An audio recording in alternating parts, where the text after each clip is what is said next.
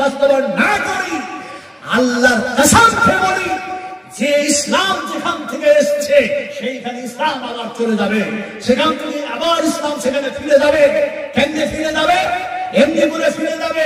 বিশ্বনবীজি বলেছেন, গোটা পৃথিবীর মানুষ করে তখন দাবি করবে আমি মুসলিম, আমি মুসলিম, আমি মুসলমান, আর দেখা যায় তারা যেন আমল করবে না। লিমা তাকুলুনা মা লা তাফআলুন, তারা যখন আমলকারী হবে না, সে সবাই ইসলামটা আর থাকবে না। ইসলাম আমি মুহাম্মদ সাল্লাল্লাহু আলাইহি ওয়াসাল্লামের মদিনায় এসে আমার কাছে জমা হয়ে যাবে। কেমনে জমা হবে? একটি সাপ যেমন এমনি করে চড়াই করতে করতে করতে এই সাপ যেমন নিজের গর্তের মধ্যে ঢুকে যায়, তেমনি করে ইসলাম আমি মুহাম্মদ সাল্লাল্লাহু আলাইহি ওয়াসাল্লামের কাছে এই মদিনায় এসে আবার জমা হয়ে যাবে। আমরা কি ইসলাম মানতে রাজি আছি? আরেকবার হাত উঠালেন না। ইসলাম মানতে রাজি নাই। আর একটু হাত উঁচু করতে হবে। সব হাত উঁচু করি, বলি নারায়ে তাকবীর। হাত উঠাচ্ছেন, বেদাতি কাজ করেন না। বিশ্বনবী মুহাম্মদ রাসূলুল্লাহ সাল্লাল্লাহু আলাইহি ওয়াসাল্লাম হাত উঁচু করলেন। কেমনে উঁচু করলেন? আমি লম্বা আওয়াজ করবো না, যেহেতু নবী সাহেব আমার পরে পরে আসবেন। হাত উঁচু করলেন।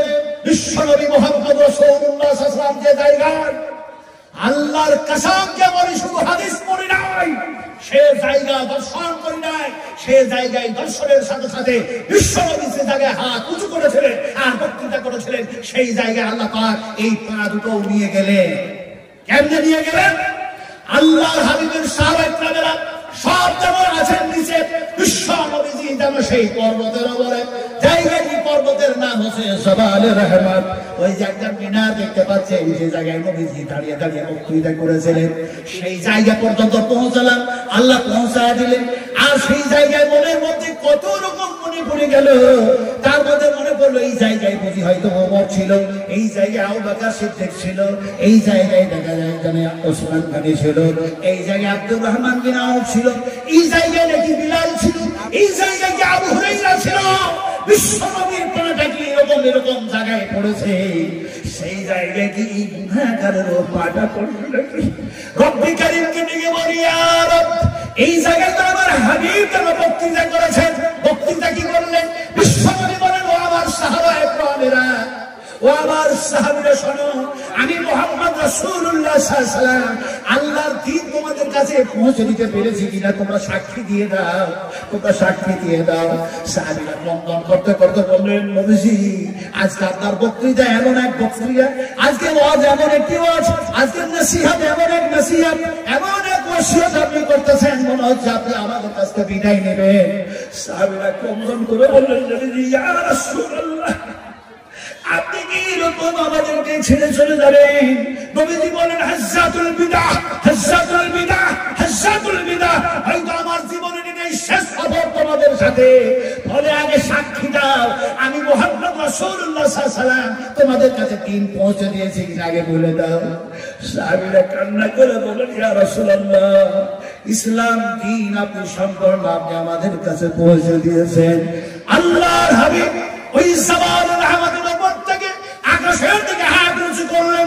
একটি হাত উঁচু করে নবীজি যেন বললেন, ইয়া রফিকুল আলা, ইয়া রফিকুল আলা, ইয়া রফিকুল আলা, হে আমার প্রতিপালক, হে আমার দোস্ত, হে আমার খালিক, তোমার বান্দা বান্দীদের কাছে তোমার ইসলাম, তোমার দ্বীন, তাওহীদ, রিসালাত যেন পৌঁছে দিয়েছি। আমার সাহাবীরা সাক্ষী দিয়ে দিলেন। ফলে আল্লাহ তুমি যেন সাক্ষী দাও, আমি শুনতে চাই। নবীজি বলছেন, আল্লাহ তুমি সাক্ষী দাও, আমি শুনতে চাই। বিশ্বনবী হাতটা যেমনি নিচু করলেন, সঙ্গে সঙ্গে আয়াত নাযিল হয়ে গেল, আল-ইয়াওমা আকমালতু লাকুম দীনাকুম ওয়া আতমামতু লাকুম রাযীতু লাকুমুল ইসলাম দীনা। আল্লাহ পাক আয়াত নাযিল করে নবীকে বলেন, নবী, দ্বীন, ইসলাম, নিয়ামত, সমস্ত সবকিছু পরিপূর্ণ করে দিলাম আজকে। আমি আল্লাহ তোমার প্রতি রাজি আর খুশি হয়ে গেলাম। সেই জায়গায় দেখলাম নবীজি হাঁটু দিয়েছে। আপনারা বলবেন, নাজমা আলম তুমি বলো এইটা পাবো কোন কিতাবে?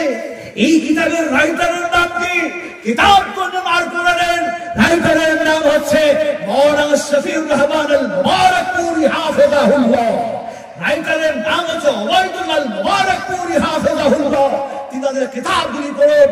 আর বিশ্বনবী মুহাম্মদ রাসূলুল্লাহ সাল্লাল্লাহু আলাইহি ওয়াসাল্লাম সেই জায়গায় হাত উঁচু করে এরকমটা করেছিলেন কিনা? আপনারা হাত উঁচু করলেন, মনে মনে ভাবছেন হাত উঁচু করবো কেন, যদি বিদআত হয়ে যায়। আমার ভাইরা, যাক কথা বলতেছিলাম, লম্বা ওয়াজ করলে তো আমি 4-4 ঘন্টা 5-5 ঘন্টা ওয়াজ করতে পারি, কিন্তু আমার শারীরিক অবস্থা গতকালকে আল্লাহর কসম খেয়ে বলি, আমি জলসা করে যখন রাত্রি 3:30টার সময় আসলাম, 18 থেকে 19 বার যেন পায়খানায় গিয়েছি।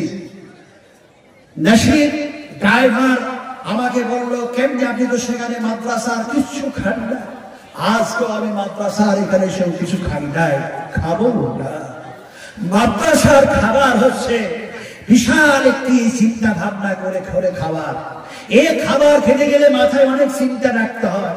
যাক কথা হচ্ছে, যেন ডাক্তার এসে কয়েকটা ইনজেকশন করলেন বেলা 9টার সময় ওষুধ খাওয়ার পর, আমি মাদ্রাসা আসতে পারবো না। আমার কলেজের টুকরা, আমার মনোহর, আমার কলেজের টুকরা মাদ্রাসার সেক্রেটারি হাসান, আমার কলেজের টুকরা এই মাদ্রাসার মোল্লা মোহাম্মদ মাদানী হাফিজাহুল্লাহ, এনারা বারবার ফোন করছেন, শেখ কেমন আছে, আপনি মাদ্রাসার সভাপতি।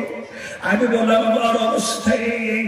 তারপরে বললেন যদি সুস্থ হন আমরা দোয়া করছি। ওনারা দোয়া করেছেন। আর আল্লাহ সুবহানাহু ওয়া তাআলা ওই অবস্থায় আমি বৈকাল 4:30 নাগাদ এখানে যখন এসেছিলাম, একটি বিশেষ যেন জরুরি খুব দরকার ছিল এই সভাকে কিভাবে পরিচালনা করা যায়।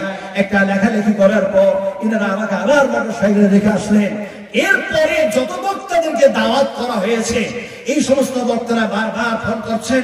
আলহামদুলিল্লাহ, তার মধ্যে দিয়ে আমি একজন গুনাহগার মানুষ, আপনাদের সামনে কিছু বলতে পারি না, কিছু বলতে পারি না।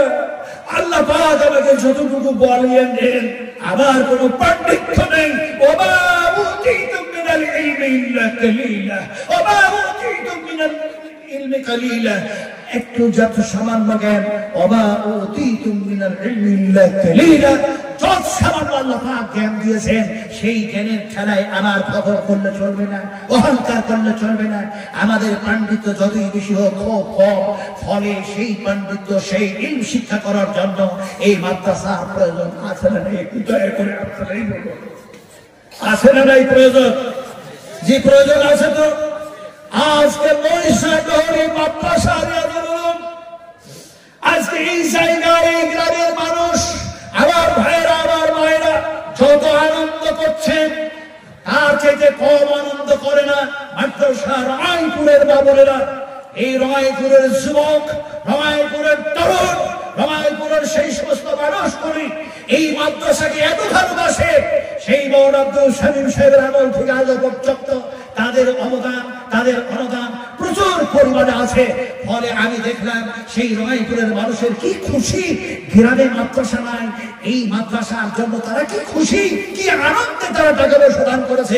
আজকেও কিভাবে যেন এইসব দুটো শাল পাতাগুলো উঠাচ্ছে। বিশ্বাস করুন, কথা বলছিলাম, আপনারা যদি মহব্বত করে ভালোবেসে বিশ্বনবী মুহাম্মদ রাসূলুল্লাহ সাল্লাল্লাহু আলাইহি ওয়াসাল্লামের